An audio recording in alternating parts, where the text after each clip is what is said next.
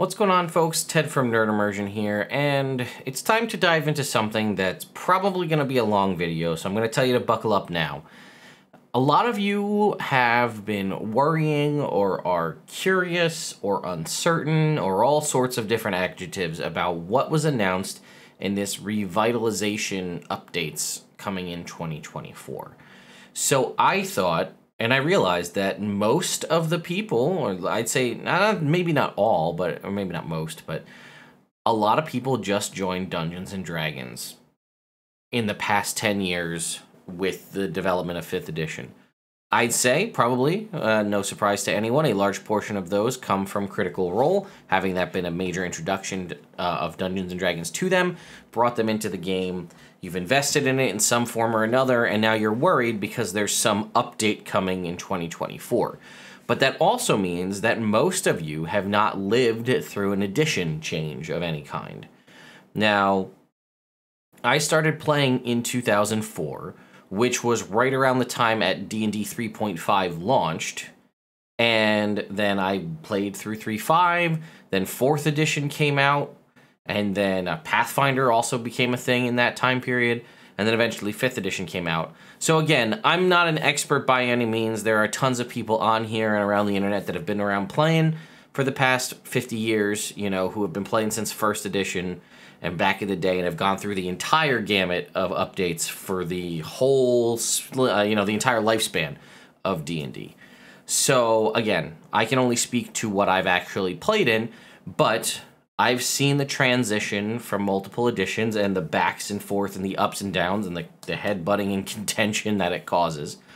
But what I believe coming in 2024, which whether it is a 5.5 or a 6th edition or some other, whatever they're going to end up calling it, I think it's likely similar to sort of what I've heard about 2nd edition, some 2nd edition changes, or the shift from 3.0 to 3.5, which is something I can talk to you about with a degree of understanding, having purchased both books, had the confusion of why does something say this versus this and the confusion there.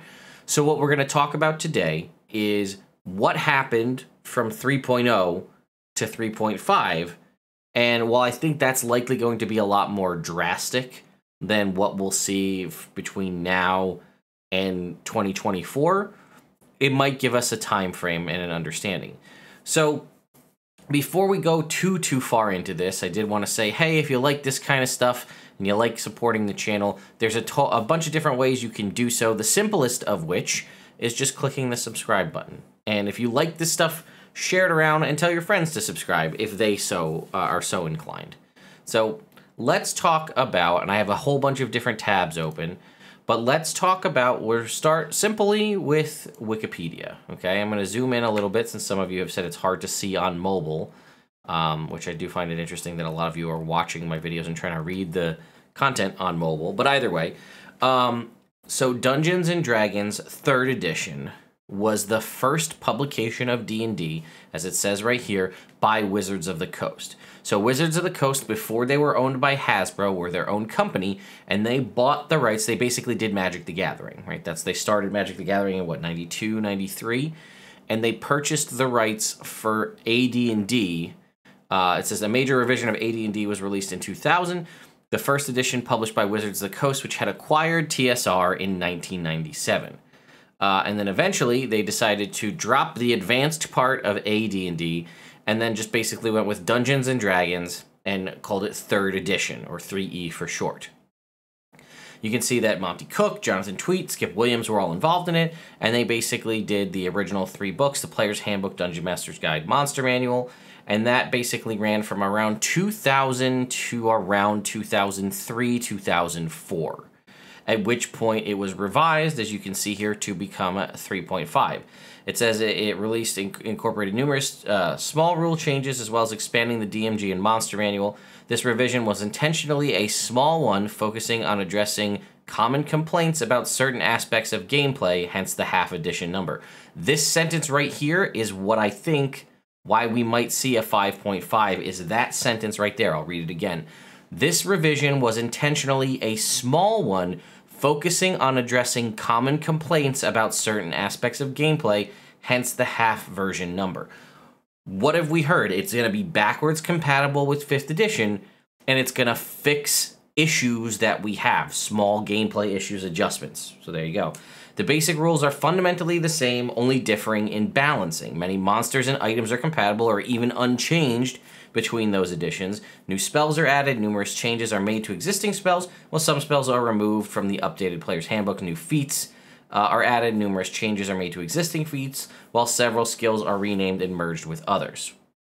So, this was something, where is it? Here.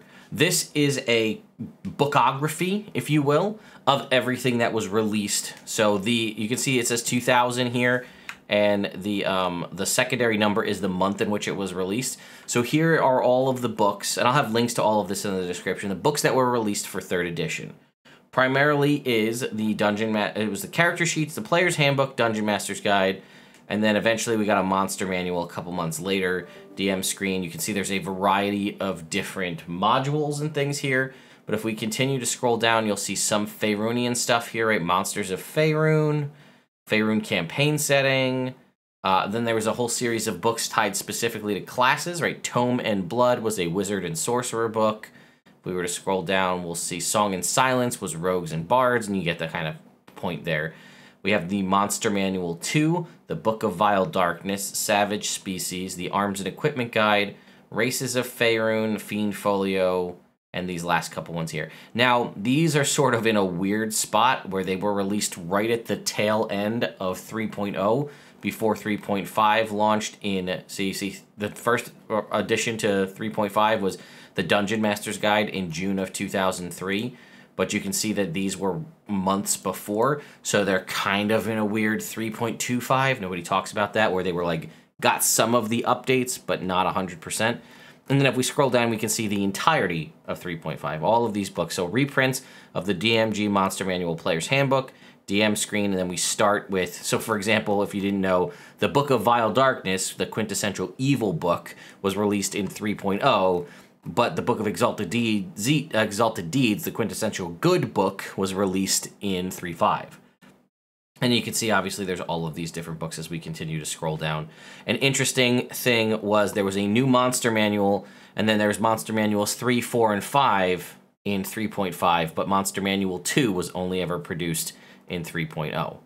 Another thing that's worth mentioning is, for those books that weren't updated, on the original Old School Wizards of the Coast website, they released this, an accessory update book. So this was to take any of those books that we had just discussed that were released towards the latter half of 3.0 and were not updated, free PDFs that you could download in zip form, they're still available today, to update those books to 3.5. So you can see here, Monster Manual, Fiend Folio, Deities and Demigods, Epic Level Handbook, Manual of the Planes. You could download all of those so that even though you still had your hard printed book, you could go ahead and update those to the 3.5 rule set and not have to be like, oh, they never reprinted this, that sucks, it's old. So I imagine they've done this in the past. So I would think maybe we'll get something like this if for things like Tasha's Cauldron of Everything and Xanathar's Guide, because we already know we're getting the updated monster stuff coming in the Mordenkainen Monsters, presents Monsters in the Multiverse, and we know we're getting updated rules in 2024. What I imagine that is similar to what we saw in 3.5. We'll start with the Player's Handbook, Dungeon Master Guide, and Monster Manual. The 3 core books will be updated, and then everything that was inside that, and then they might release free PDFs. They might have stuff, last couple pages in the back. Hey, you want to update your Tasha's Cauldron of Everything subclasses, apply XYZ to it, something like that. I don't know, but that's kind of what I'm assuming. So, and then, I did my best to try and see if I could find a copy of the 3.0 Player's Handbook to do a direct side-by-side comparison of 3.5 and 3.0. I can't find it. I thought I had a copy, like a print copy of the 3.0 Player's Handbook, and I don't. I only have 3.5. But I did look around, and I checked a couple of different forums to see what I could find. And this one here on RPG Stack Exchange has a very good list, so we're going to go through that. And then this one here also, another one that says, Basically, a lot of people were asking what's the difference. Let's go ahead. It says, this one says, most 3.0 material that has not been revised could be ported as is and not cause problems, but much of the rest is just broken under 3.5 rules, and they're saying you can look at, there's still issues with 3.5 where things were way power scaling and whatnot. It says, also remember that even in 3.5, this is something else to consider, a lot of revisions have been made. The same spell could have been published in different books and be therefore unbalanced if the book you own is not the primary source. So what they mean by that is a spell, a magic item, or something might have been released in the Dungeon Master's Guide, but then when it was reprinted in the Magic Item Compendium 2 years later, you need to use the Magic Item Compendium version because it was updated. I mean, hell, one of the things that I think is wild is Swift actions, which were basically the equivalent of our 5th edition bonus actions, weren't in the game from launch. So, like, think about how crazy that would be in 5th edition if at some point they just added a whole new action to the game. But this is the best one here, and we're going to take a look. So, what are the major changes here? So, bards received more skill points, and spells on their spell lists were changed. So again, I've talked about it in the past, but you didn't have proficiency like you do now in 5th edition, where you were proficient in a skill or not. You had points that you would allocate to a given skill, and then as you leveled up, the maximum number you could put into it would increase. So that would be what that is. Clerics are now able to spontaneously cast Cure and Inflict spells. So what they mean by that is you had to prepare, when you prepared spells in 3.5 or in 3.0, either way, you didn't prepare Cure Wounds. You'd prepare how many Cure, like, so rather than, like, now we just say we prepare Cure Wounds and we can upcast it at higher levels, you would basically, for lack of a better term, say, I'm going to prepare 1 Cure Wounds at 1st level, 1 Cure Wounds at 2nd level, 1 Cure Wounds at 3rd level. And that was how that worked. You'd had to pick each one individually rather than just prepare one and then upcast it, which is something I very much like about 5th edition. It makes that simpler. So what they had here was this thing called spontaneously casting, which is you'd prepare all of the spells you would normally prepare as a cleric, but the ability to spontaneously cast them means you could lose that prepared spell to cast a healing one, or in this instance, mass Cure Wounds or something like that. Druid animal companions advance as the druid levels up, making them more playable. Druids were given access to far more spells than before. Fighters' feat lists received an overhaul, and many of the feat descriptions changed. So that was kind of 3.0 Fighters' big thing, was they got a bunch of extra feats. We still see remnants of that in 5th edition, where they do get 2 more ability score improvements or feats than every other class in the game. But that was like their fundamental thing, is more feats as you leveled up. Monk's Flurry of Blows, which changed. Monk was notoriously bad in 3.5 because it had so many different ability scores that it needed to use. Paladins can summon their mounts rather than them being ever present. They can smite more often. Rangers received a hit die increase. That's a big one, from a D8 to a D10. That's huge. Favorite enemy and animal companion have large revisions. It says now making the class playable. Sorcerers can make small revisions to their spells, and wizards' spell specialization was changed, and familiars' bonus stats were changed, because familiars were something different. And then we talk about skills. So there was a thing called alchemy. It was changed into craft alchemy. Animal empathy was a skill. They removed that and just basically made it a class ability for rangers and druids. Innuendo was the name of a skill. It was changed to, all the benefits of stuff was basically rolled into the bluff skill. Intuit direction was the name of the skill. It was changed to survival. You can see there's just nice updates and changes. Perform was rolled into its own skill, which works similar to the craft and profession skills. Read lips was a skill. Read lips was removed and then added into the spot skill. Ride, yeah, there was the ride skill specifically for riding mounts. They had specific riding for specific mounts. That was changed to just be a generic ride skill. Pickpocket was its own skill separate from sleight of hand. They were combined. Scry was its own skill that was cut completely and then just focused on the Scry spell. And Wilderness Lore was its own skill separate from survival, and they were all combined. So again, as a point, we've taken that even steps further in 5th edition, where we used to have listen, spot, and search all as separate checks. and those were kind of rolled into perception. Feat changes, okay? We've been talking, I'll have a video coming out where we're going to discuss on this, but ambidexterity was the ability to use a feat to use both hands as though they were your primary, making you ambidextrous, and then two-weapon fighting was a separate skill, and rather than having you have to take ambidexterity and two-weapon fighting to be able to accurately use two weapons, they condensed them into two-weapon fighting. See, this is what I'm talking about, is we see these changes, they are taking things that were clunky, unnecessary, maybe stuff that didn't really work too well, and combining them together. I think there's a lot of examples. We could probably look at this kind of stuff in 5th edition, right? There are some feats that nobody ever takes, right?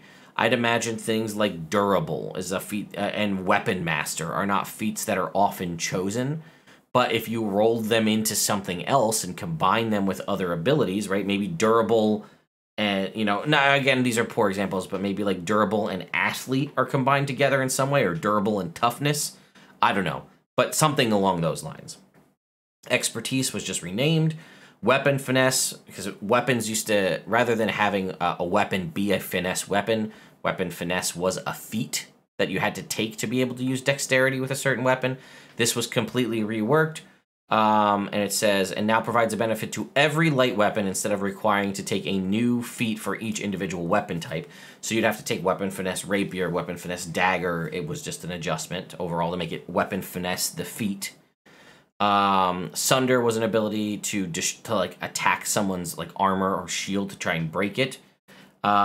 Sunder the spell was rolled into this special Sunder ability, and then Improved Sunder was a feat that adjusted that. So again, removing multiple feat trees that were kind of not necessary by condensing some things down. Shield Expert was rolled into the Improved Shield Bash feat, and the Improved Critical was changed to not allow stacking with other critical range enhancing effects. This was a problem because you could do these things. So we know that right now the Champion Fighter in 5th edition is the only way you can kind of increase your critical range, right? Critting on a 19 or 20, or like the Hexblade's Curse, and then eventually critting on an 18 to 20 with a high-level Champion Fighter. There were ways you used to be able to stack this, so, you know, it wasn't uncommon to find yourself at least being able to crit on a 15 to 20 in 3.5, or sometimes even more than that before those adjustments were made. I'm not going to go through this, but these spells were all added to the game right here. So like simple ones that are kind of common ones we're used to, like Acid Splash, right, was added to the game. Baleful Polymorph is kind of just like more or less polymorph. But Glibness, Heroism, you'll see a lot of these you might recognize as like Enhanceability was like there's these like Bull Strength. This is just mass versions of like Enhanceability. A Ray of Exhaustion, Enlarged Person, Reduced Person, Owl's Wisdom, Mordenkainen's Private Sanctum. And then these following spells were either removed or changed.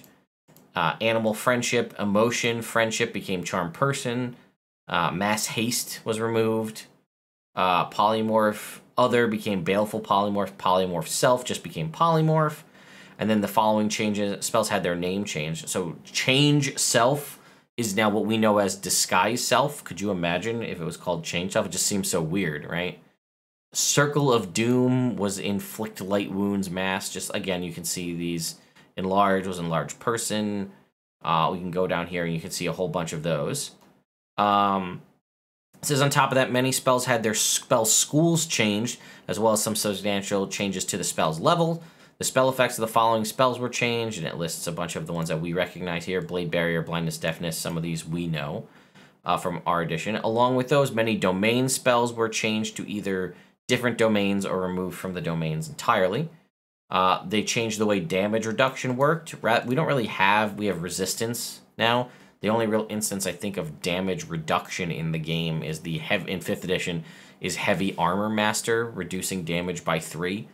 From non-magical sources, so they added adjustments to that. It says there was equipment changes.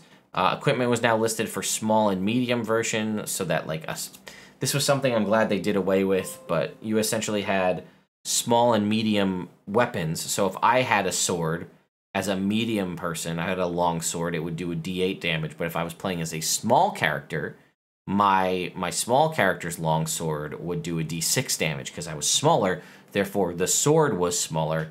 The difference being there is, you know, if you can't wield a great sword really easily as a halfling in 5th edition, but it would just do less damage. So it says the largest effect of this adjustment is the short sword, small, long sword issue, which means that small characters will do 1 die size less.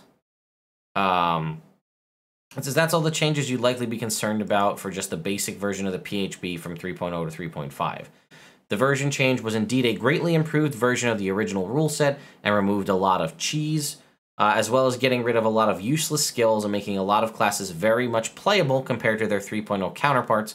Ranger and Druid spring to mind. Druid got a lot more spell access, and animal companions are very nice in 3.5. For those of you seeking a full version of all the changes, they can be found here on the Wizard's website. I don't know if this is actually going to load. Oh, it is. Okay, and that was actually what we were just looking at. So this is the core rulebook update. We could download this and look at that directly. So that was kind of just, I wanted to show some high-level stuff about what changes were made to the game, and to show you that in general, even the perception by folks involved who were playing in it was that all they did was update things to make them better, more playable, less clunky. So that's what I anticipate we're going to see, especially as the company that did this for the first time with the release of 3.0 and 3.5. Here I've pulled up the difference here. So here, the nature of rulebook changes. Let's read this right here.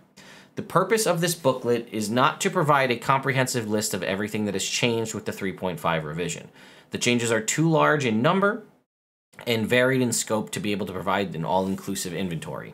Instead, what we want to show you is a broad picture of what has changed to provide you with support for updating the most popular product. Do you need to make these changes? No. This booklet is for players and dungeon masters who value rule precision and need to know what's changed so that they can continue to enjoy their 3rd edition products.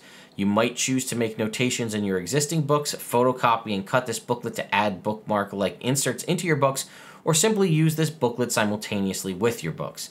We provide a brief general overview of the core books and detailed revision notes for deities and demigods, the Epic Level Handbook, the Fiend Folio, Manual of the Planes, and Monster Manual 2. So, we can start to see some stuff here, right? So races. Dwarves don't have their speed reduced from medium or heavy armor loads. They gain weapon familiarity with dwarven war axes and urgoshes. Gnomes have weapon familiarity with gnome hook hammers. Classes. Almost all of the classes underwent some degree of change in the revision. Changes include the levels at which barbarians gain many of their abilities. Bards get more skill points. In addition, many of the spells in the bard's list have changed. Some added, others deleted, and a number changed level. They gain the ability to make small changes to their spells known. Cleric changes include clarifications of their alignment aura, and mass versions of Cure and Inflict spells can be cast simultaneously. Druid animal companions advance now, which they did not previously. They would just get them and they wouldn't grow with them, which was a travesty because that's one of the best parts about them. Animal empathy became a class feature. Fighters experienced the least change, but a number of their feats were revised. Monk's Flurry of Blows works differently. Paladins smite more often at higher levels. They can now summon their mounts instead of having them always there. Rangers had a D8 hit die. I thought it was a D8 to a D10. I guess it was a D6 to a D8. Have a D8 hit for their hit die, more skill points, and animal empathy became a class feature. Their animal companions' favorite enemy and other class features underwent substantial changes. You can see the sorcerers and wizard. Here's the changes to the skills we had just gone through. Feats, right? It shows you old feat name, new feat name, or sometimes where they were folded into. Again, a variety of the different spells that we had just discussed. Changes to the different effects, spell level changes. Here's the DMG. It says this experience is a dramatic reorganization. The focus was user-friendly and useful text. A great deal of new material was added. Other areas underwent renew and revision. Material new to the book includes information on the planes, details on rules for different terrain types and environments. Leadership feat and cohort section now bases its information on level adjustment and effective character information. Creating and pricing traps. Book now includes a wider assortment of prestige classes. Magic items pricing was refined. And then the monster manual. Most substantial and wide-reaching changes is the way the monsters calculate skills and skill points and feats. Some creature types went away. No more beast or shape changer. The creatures formerly beast or shape changer changed type. Beast is gone entirely, but shape changer became a subtype. We've also added swarm type, first appeared in the Fiend Folio. Damage reduction underwent a revision. Many creature spellcasting or spell-like abilities changed. And then, you know, there's more about damage reduction. So there you go. That is that. I also wanted to showcase this, which if you didn't know, way back in the day, Wizards of the Coast actually released a manual to convert your games from 2nd edition into 3rd edition. So even back then, they were thinking about it. It says, this booklet is intended to help you preserve the best of your old D&D campaign as you adopt the new rules. This was a free promotional product provided by Wizards of the Coast prior to the release of D&D 3rd edition. We, Wizards, recognize that some of the legacy content available on this website, this is just the franchise today, the standard stuff, so I was gonna... but my point is, they thought, even back in 2000, that people might want to still keep their campaigns going. So they said, here's a booklet to allow you to convert your 2nd edition campaigns to 3rd edition. So they've done it then. They've done it with the 3.0 to 3.5. So there's a history there. So I'm hoping, regardless of what updates and changes they make in a new edition, which I do think if we look at the history and what we talked about, we will be seeing similar to a 5.5. It will be updates. It will be revisions to clunky and outdated mechanics. It will be condensing of things that don't make sense, revitalizing different abilities, right? So whether it's going through and combing all the players' handbook cleric domains and giving them spells that make more sense. Adjusting capstone abilities to be more in line with the way we know classes work now. Adjusting subclasses to be more similar to newer subclasses that have been released. Adjusting the magic items that were contained in the Dungeon Master's Guide to be more in line with newer magic items. The way monsters and stat blocks work being updated to be the way we handle monsters and stat blocks now. All this kind of stuff, and I do think we might get for free, I would hope, some form of PDF conversion document to allow us to convert anything else that wasn't immediately reprinted, like the 3 core rulebooks, so things like Xanathar's Guide and Tasha's Cauldron of Everything. Here's your conversion kit to go ahead and update those to the newest edition, the 5.5, the 5e Advanced, whatever we want to call it, so that everybody can play together if you want. But ultimately, as it's said in that existing manual, you don't have to use it. You can just leave it alone, and everything's going to be fine. So, anyway, thank you all so much for watching, and I'll see you next time.